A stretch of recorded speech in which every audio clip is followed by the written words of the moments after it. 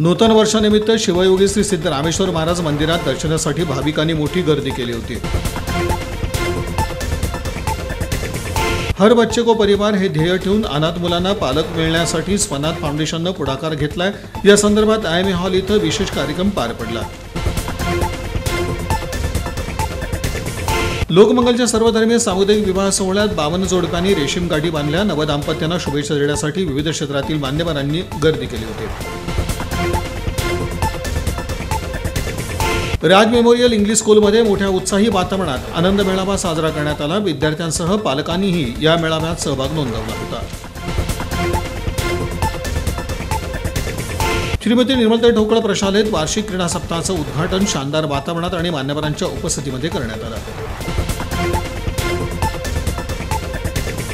शहर भाजपच्या वतीनं पंतप्रधान नरेंद्र मोदी यांच्या मन की बात या कार्यक्रमाचं थेट प्रक्षेपण बूथनिहाय पद्धतीनं दाखवण्यात आलं।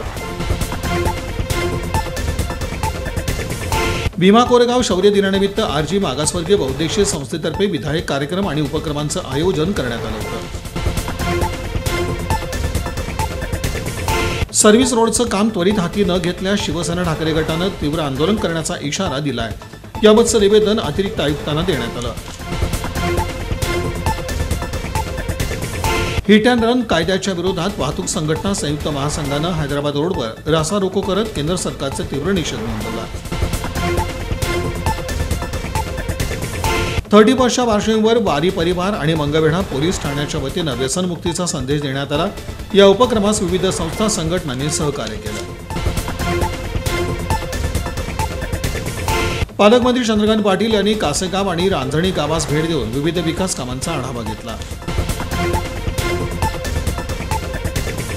अयोध्येतील श्रीराम मंदिराच्या उद्घाटन सोहळ्यानिमित्त घरोघरी अक्षता वितरण आणि निमंत्रण अभियान राबवण्यात येणार आहे। येत्या 6 तारखेला पंढरपुरात OBC आरक्षण बचाव एल्गार महासभा होणार आहे, अशी माहिती संयोजक शंकरराव लिंगे यांनी पत्रकार परिषदेत दिली।